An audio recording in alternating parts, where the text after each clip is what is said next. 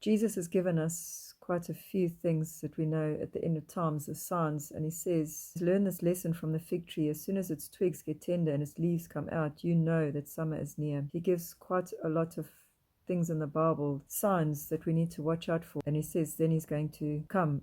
He said, at that time the sign of the Son of Man will appear in the sky, and all the nations in the earth will mourn. They will see the Son of Man coming on the clouds of the sky with power and great glory, and he will send his angels with a loud trumpet call, and they will gather his elect from the four winds, from one end of the heavens to another. Nobody knows when that day is, but there are signs that we can see. We can see now that these signs are here. We need to be prepared. The only reason you would not be ready for it is if you do not put God as first priority in your life. You need to make him the first thing in your life. One of my favorite books is Habakkuk. God gave me this whole book to read, and it's quite amazing because that also talks about the end times. It says in Habakkuk 2 verse 3, for the revelation awaits an appointed time. It speaks of the end and will not prove false. Though it may linger, wait for it. It will certainly come, and it will not delay. God has got his appointed time for everything to happen. I believe that the end times is right here, that the tribulation might even have started already. If we look at the days of Noah, what happened there before God destroyed most all of the humans except for 8. He's coming to fetch his own before he pours his wrath on this earth. And that's all in Revelation and in Daniel, Ezekiel. There's so many places in the Bible that talks about it. You need to read the Bible. We need to live like today is the last day of our lives on this earth. Are you prepared to let go of everything and just disappear, to leave whatever behind that is not of God? With Habakkuk 3, when he was going through all that hardships, because he was going through a bad time as well, the evil around him was bad too. He says, yet I will rejoice in the Lord, I'll be joyful in God, my Savior. The sovereign Lord is my strength. He makes my feet like the feet of a deer. He enables me to go on the heights. We need to just rejoice in him. When we do that, it makes us feel better. If you study about your brain, if you can fire up the neurons in your brain of happiness and joy, it actually can heal your body. We consist mostly of frequencies, and we vibrate at different frequencies. We need to be at a place where our frequencies are happy, so it can heal our body. There was a professor who did some experiments with water where he used negative words in the water, frozen water under the microscope. It was like spikes. But when he spoke positive words into it, it formed the most beautiful patterns. Everything has patterns because of frequency, and God is in everything. I love patterns too, come to think of it. I studied to be a textile designer. That's all about patterns. God is in everything. We need to realize that. Remember to love your enemies and pray for those who persecute you, that you may be sons of our Father in heaven, because he causes his sun to rise on the evil and the good, and sends rain on the righteous and the unrighteous. Everything will come to pass, and we need to practice the commandments. And he says, anyone who breaks one of the least of these commandments and teaches others to do the same will be called the least in the kingdom of heaven. But whoever practices and teaches the commandments will be called great in the kingdom of heaven. That's in Matthew 5. From verse 18 to 19. When you get to know God, you know how much he loves you. It's all about love. And it's only Satan that can convince this world to believe what he says and the hatred that he spreads. When there's hatred, it's not from God. Any discord is not from God. Any fear is not from God. God has not given us a spirit of fear, but of a sound mind. We need to understand what the Bible says and to follow it. The closer you get to God, the more he will reveal the truth and the lies. A lot of people are not prepared to accept the truth, which is really, really sad. They would rather believe the lie because it's so much easier. But we need to remember we're living in this world for a very, very short time. Even 100 years. God has shortened the life of man because man is so evil. So in the Old Testament, they used to live for hundreds and hundreds of years. If we trust in God, he looks after us physically and spiritually. You will be taken off this world when God decides as your time is up. If you give your life to Satan, then you give him that right to decide. You know, often it says God is the one that's evil and that takes people. But human beings, it's your choice. It is our choice to decide if we follow him. And we'll live in fullness of joy. Our life will be full of him for as long as he wants us to live. Hell is without God, and heaven is with God.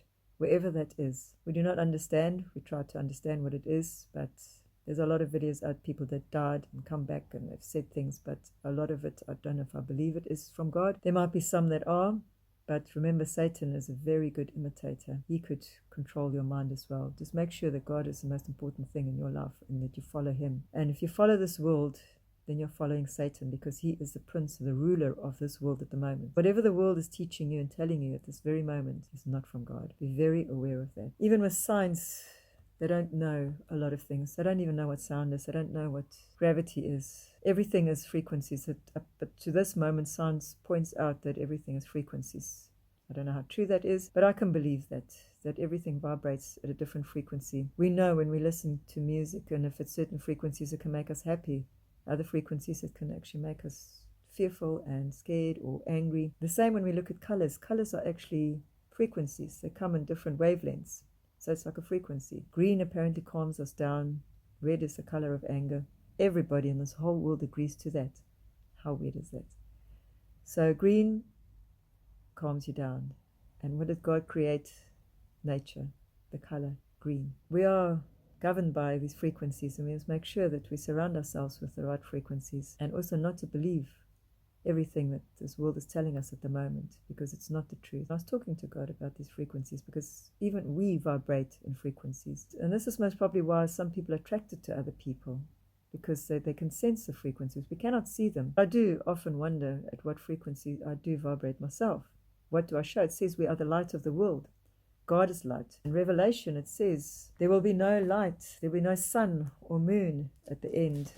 I think it's the last chapter in Revelations.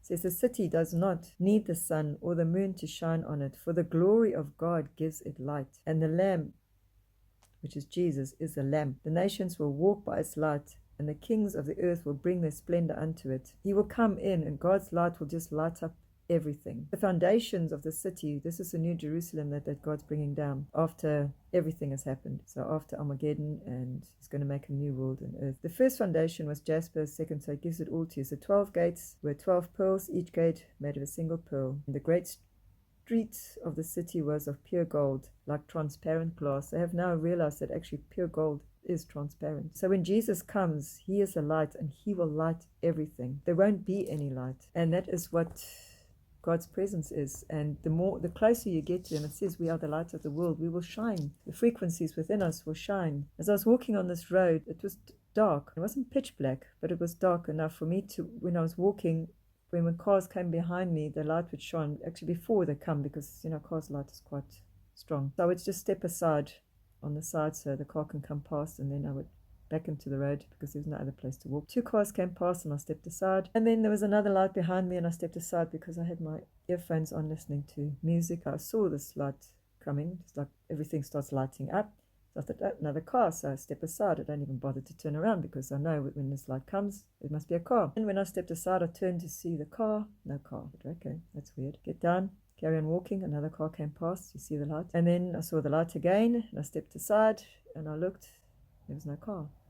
There was light though. So I thought, wow, God talks to us and shows us. And I've been talking to him about, in Matthew, he talked about us being the light in this world. We mustn't hide ourselves under bushels or whatever. We need to be bright there for the world to see us. This is why I asked him, what frequency am I vibrating and what light is shining from me? And I learn something or I hear something, I always ask him to teach me more. And I love science.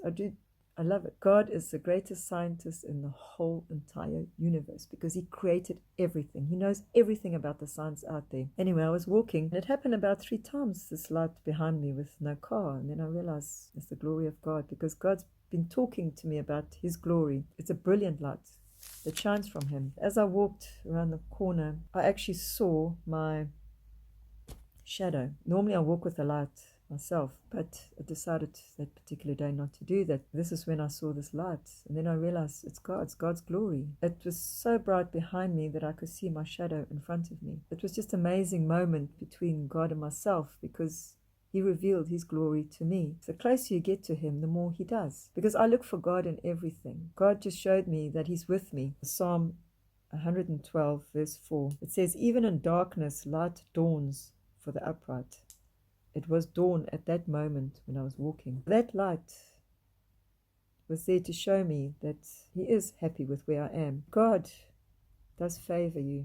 The closer you get to him, if you look at David's life, even with the mistakes he made, God was the most important thing in his life and God favored him. And God gave him a lot of things as well. And, he lived the most amazing life. That's where the temple of Solomon was built. That was David's dream, was that temple. But God let his son build it. So some things is not for us to do, but it's for us to prepare for it. Don't always think that you're going to be the one that's building the temple, that's going out and doing all these things, but it's for you to prepare somebody to do it. God's favor does shine on you if you get close to him and if you see it, because every time when I walk around, I'm always looking for this glory of God. And he reveals it to me by nature, because I love nature so much. His creation is just so beautiful. The way everything just fits in like a perfect puzzle piece. Out there, the galaxies, the stars, and even the moon. The moon is the most important thing that we need coming around Earth. It lights up at night time. It keeps the tides flowing and going. It protects us from other things. And the other day I heard that if we did not have the moon, the gravity of the planets in our solar system would actually pull the Earth off its axis. But the moon keeps it there. And it's these little things that pops up, that people learn and that we hear. It just makes me like, wow. It's just amazing that everything is put in its place. If we are 1 centimeter closer to the sun, we'll burn. If we're further away, we'll be too cold.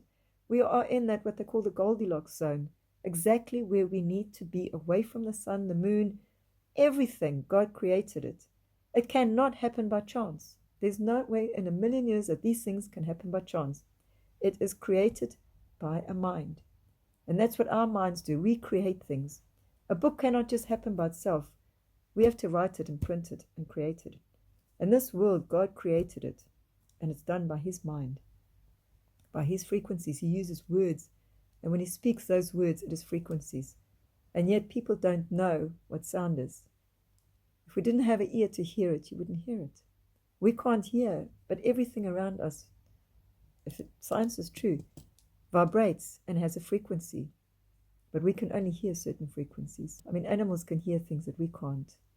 So there are frequencies out there that we don't understand. Science is starting to prove that God really created this world. And there's no ways that you can say it's just happened by chance. Even if us human beings started forming out of nothing and turning into something, becoming a monkey or ape or whatever, and then from there, starting from, I don't know, fish or whatever, and then becoming us, humans. We have spirits and souls. Animals do not have that. They can't think. They can't reason. They go according to what they were programmed as. God programmed everything around us. It's the most amazing program that he's written. And we can't write these programs to create things. We can copy it, we can steal from him and clone things, but when they clone things, it does not have a spirit in it. It needs a spirit. I believe that they will be cloning things to actually put demonic spirits in it, because a demon needs a body. They want to come onto this earth and start ruling and take over, which is what they're going to do for a while. Be prepared for this bad stuff to come, and also make sure that God's the most important thing, and look for his glory and his favor. And the only way to be favored by him is to love him with everything in you. And that must be the most important thing. And I know sometimes I get distracted by other things as well. But I am human. We're all human. David made mistakes. We all make mistakes. But God forgives us because he loves us so, so, so much. If you look at the Shroud of Turin, I believe that's a burial cloth of Jesus. Look at how he was beaten from head to toe. He was bleeding. That must have been so painful. To have nails put through your... It's here, not through there. That will break. But it's through the wrist and through the feet. One of the most excruciating things was a thorn of nails. I reckon the thorns were everywhere. They were put on his head, and the blood that came down. It's the most horrific death that he died. And that people can actually do that to another human being. And what did Jesus do? If you read how he lived, he loved, he helped, he cured. He set people free, and he came to tell us how much he loves us. And yet these people, they just, look what they did to him. How can you do that to somebody? They'd rather let a murderer go free than Jesus. And it's because the evil within them was so bad. And it's all about them. It must not be about us. When you worry about yourself too much, then you stand between you and God. Because God has got your life in control. The closer you get to him, the brighter his light will shine. And the more you'll see him. And when you see him, you'll know he's there for you every single second of every single day. Even when you're sleeping, God's creation is around us. And that is all part of his glory. Just make sure you're prepared. So if the rapture happens at any second or any minute, that you are willing to go, and that God's willing to take you. And he'll take you if you follow his commands. Amen.